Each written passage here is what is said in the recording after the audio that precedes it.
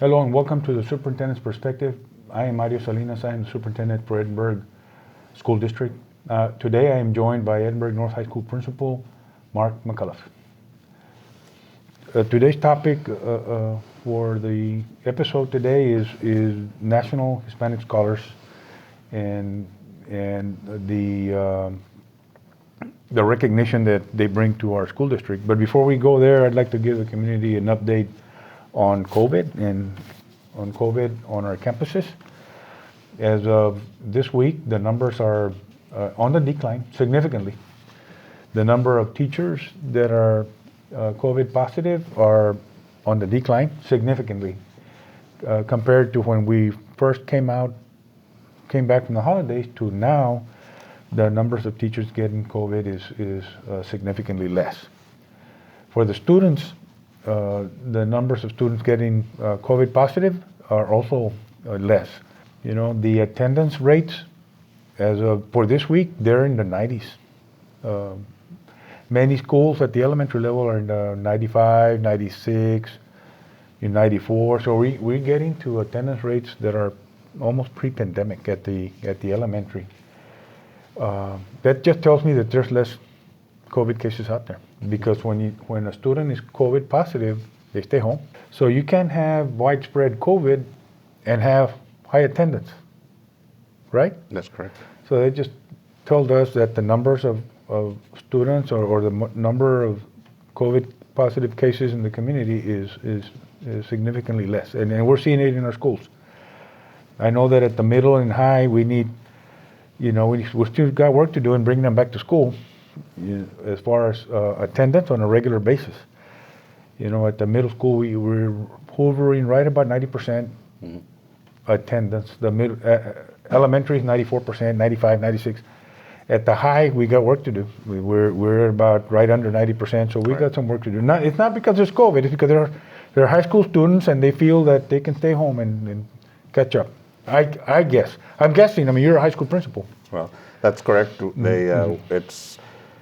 We're inviting them all to come back. We want them back. The cases, as you mentioned, have decreased over the last few weeks, especially since we came back from the holidays. But yes, we want them all back in school. We want to make sure that they're all prepared and ready to finish off the year.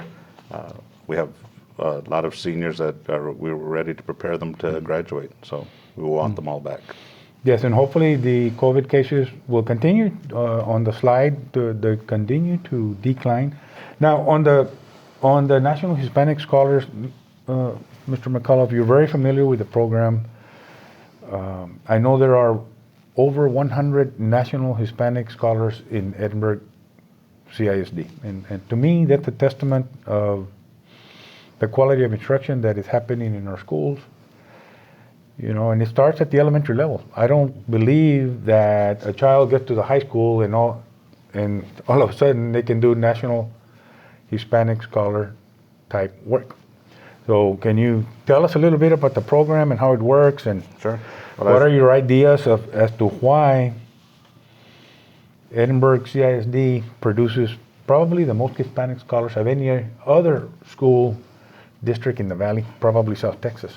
Well, I think you're spot on with it's starting at the elementary school. As the district hires excellent teachers at the elementary school and they provide that instruction for the students, and they move along in their quadrants. They move along to the middle schools. There they bring in more elementary schools together, and those teachers are also excellent. So by the time they come to us, the four high schools, they're well prepared. And it's up to us to, again, hire the best teachers, make sure that they're there to be able to provide instruction for the students. And we do that. And ECISD has an amazing salary, and it's a great place for teachers to come work and for people to bring their families.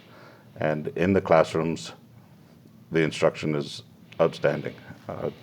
It's evident by the number of scholars that are recognized here in Edinburgh.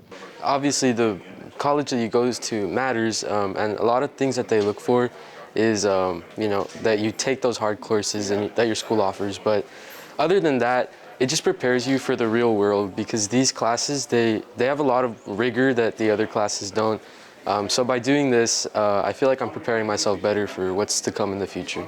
I try to take most of the STEM classes. That's like my main endorsement, because I plan to, well, I like neuroscience. That's my major for UT Austin. Calculus, obviously, math is anywhere you go, and then chemistry, it's biology. That's what explains why we exist. Let me ask you this, Principal McCullough. How does a student get recognized as a national Hispanic scholar? So they, in their sophomore year, they take a PSAT exam, and based on that PSAT exam, there's probably about 400,000 students that take that exam every year. Out of that 400,000, about 5,000 are identified as National Hispanic Scholars. About 1.25% of the total that take the exam. They have to also have a 3.5 GPA, and what happens is What's a 3.5 GPA? A B and a half? that's a B, An 85? about an 85, yes. And a lot of the students that receive this are there or above. They're amazing students. They want to be in class. The teachers are engaging. The content is there, and we're preparing them to go on to college or to go on to that career that they want to do after high school. I think they've prepared me to, I guess, when I get there, I won't be as shocked when I see a lot of the information that they'll be giving me. I'm also a lot more mature than I was when I first entered here. These classes have helped me mature and organize the way I think. It was hard at first, and I didn't think I would get used to it, but I did. I thought it was important that I face difficulties now rather than later. Are you saying the PSAT or the SAT or the ACT?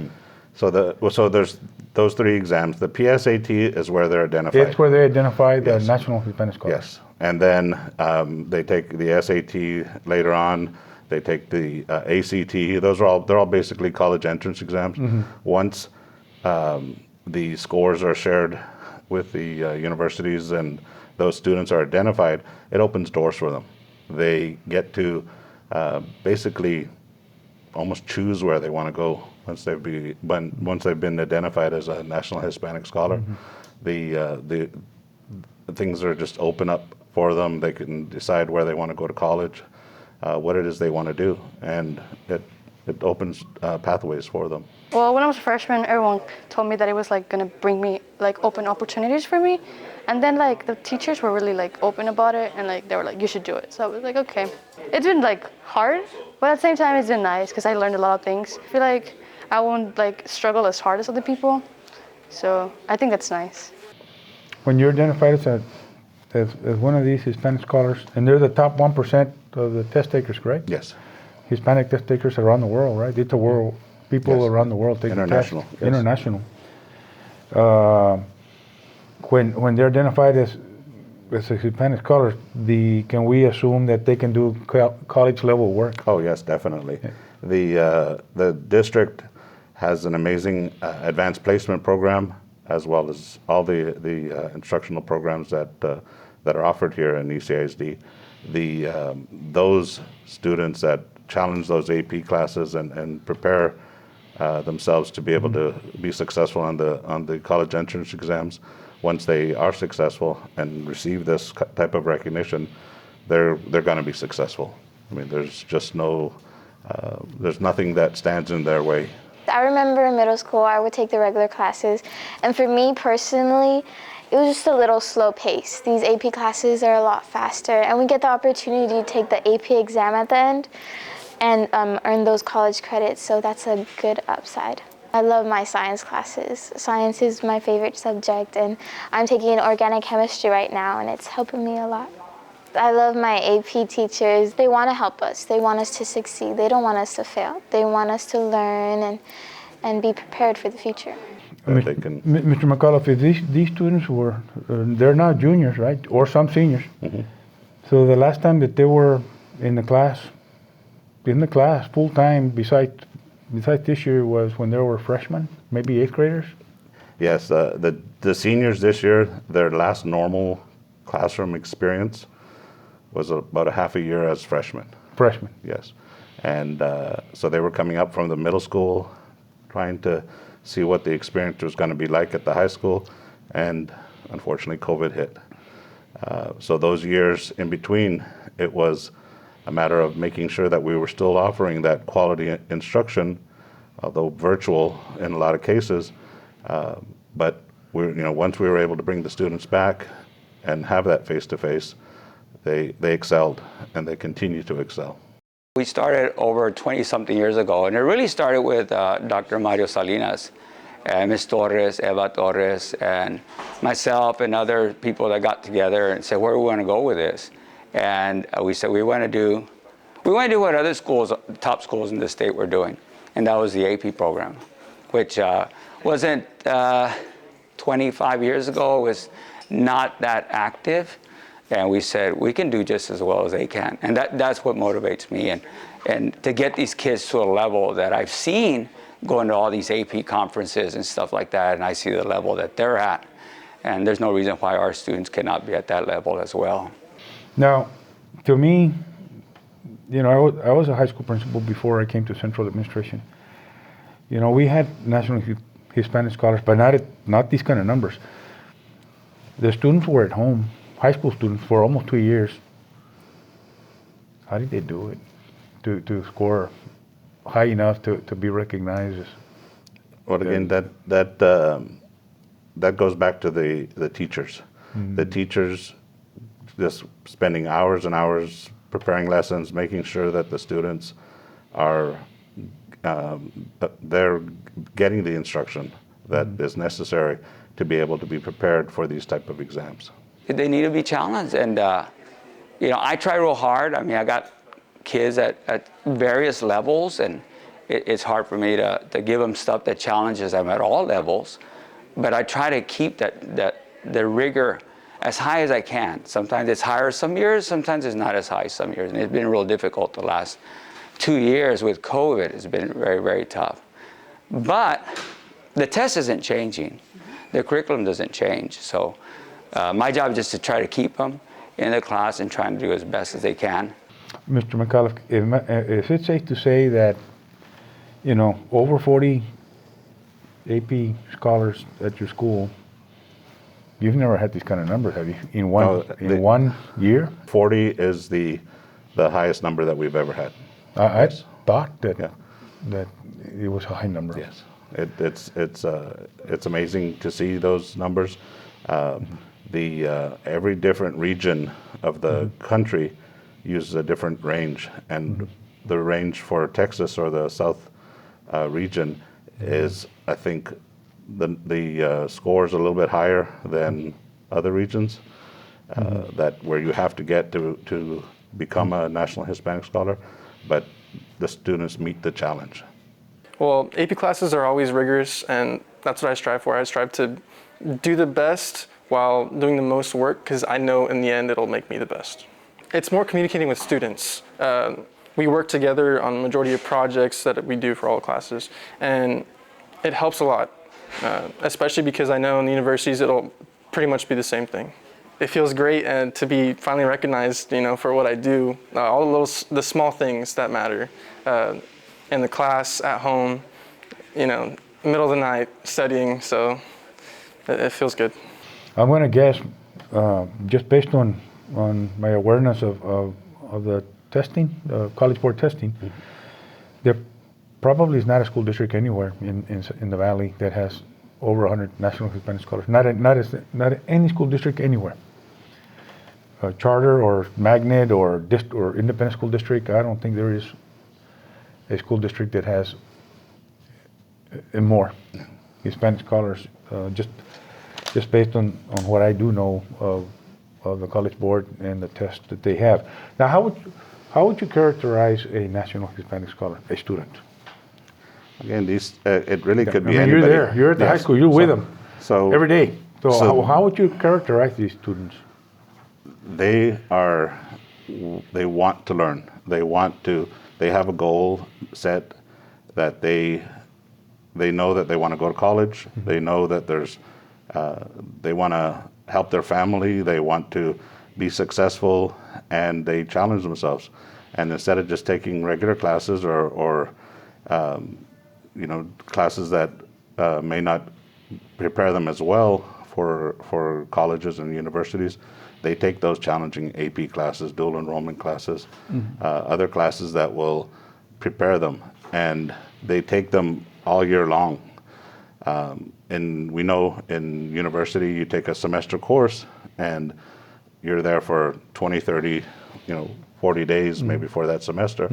Well, this is the whole 187 days, a year of instruction. And we've had many students come back from A&M, from Harvard, from Yale, from Stanford, from Brown, and they tell us that the teachers prepared them so well in the classrooms to be able to be successful in college. AP classes truly prepare students for college at the university level. They're for high achieving students. They truly mark who's who among our high school seniors, because these are not just your top academic scholars here in Robert Vela. They're not just your top academic scholars at Edinburgh School District, nor Texas. They're national. So that lets them know that they're capable of competing with the best of the best. And the curriculum itself is rigorous in that when they go to college, they're college ready. Compete favorably with the peers. With the peers in the same classrooms. Yes. At the college, at the elite level, colleges. Exactly, at the elite college level. And they'll name teachers. Well, this teacher, I had this teacher, and I was so well prepared when I went on to college that I was able to handle the casework at college with ease, and that gives them that kind of a little step up where they again continue to challenge themselves at colleges and excel. It's a little more challenging than obviously normal classes, but I think it's overall great. The AP teachers are really great, so it doesn't feel like an AP class. It feels like they're just challenging you a little more, just to give you a little more information. But it feels amazing when I can hear other students, or I can talk to other students about the subjects and actually understand what we're doing. And overall, it's a big payoff in the end than taking these classes, because it's more work, more everything, but I feel like it's better in the end. I don't have an end goal. I just want to do better than I did the time before, because I grew up in a family where my siblings are very, very smart, and I feel like I want to be there with them. And so instead of trying to reach them and try and be as good as them, I want to try to be better than I already am. And these students, Mr. McAuliffe, they're more than just students. Can I also assume they participate in programs after school? Oh, definitely. Different programs? Actually, all of the students that were named National Hispanic Scholars, they've gone through the AP path, as we mentioned. But yes, all of them, right? Yes, every one of them. Every one, and almost every one of them is involved in some type of extracurricular activity or after-school program, whether it be UIL academics, whether it be athletics, whether it be fine arts. Some after-school program, academic decathlon, they're involved. They are involved. There's not a single one of them that's not in something extra. They're all after-school participants. They're students first, but then they're athletes, and they're fine arts champions, and they're UIL decathlon champions, and just going the extra mile. They're go-getters. They're high achievers. And it's 100% of them, or almost 100%? All but one. All but one. 99%. 99.9% of them are involved in something at school, and that helps build their social well-being. It helps them interact with others. It helps them be part of something, and they want to be happy and be prepared for the university level. In AP classes, it's a lot. It's sort of, but it's fun and rewarding, because like the subjects, it depends on the subject. They're more like, do it if you like that subject, especially. I recommend that tremendously. I would recommend them, especially if you want to get advanced and if you want to like add the credits to your GPA so you can have a high ranking. For me, like I like to take classes in math and stuff, so advancing in them like has really just made me happy and helped me in UIL and decathlon. And they are, based on the anecdotes when they come back and they talk come back to visit the campus, and they visit with the teachers and about their experiences at Harvard, at Brown, at Columbia, at all these colleges. And that's what we want for all our students. As far as, and we've been touting the value of not only the AP program, but the after-school programs. We feel strongly that this is a very important aspect of the Edinburgh School District. High quality after-school program, be it UIL, be it fine art, be it athletic. We think they are very important. They are. And these guys, these National Hispanic Scholars, prove it. Exactly. And let's see how they do with the AP exams that are coming around the corner, and I'm confident that they'll continue to do well. Okay, this concludes today's episode of the Superintendent's Perspective. Thank you for joining us. Stay healthy and stay safe.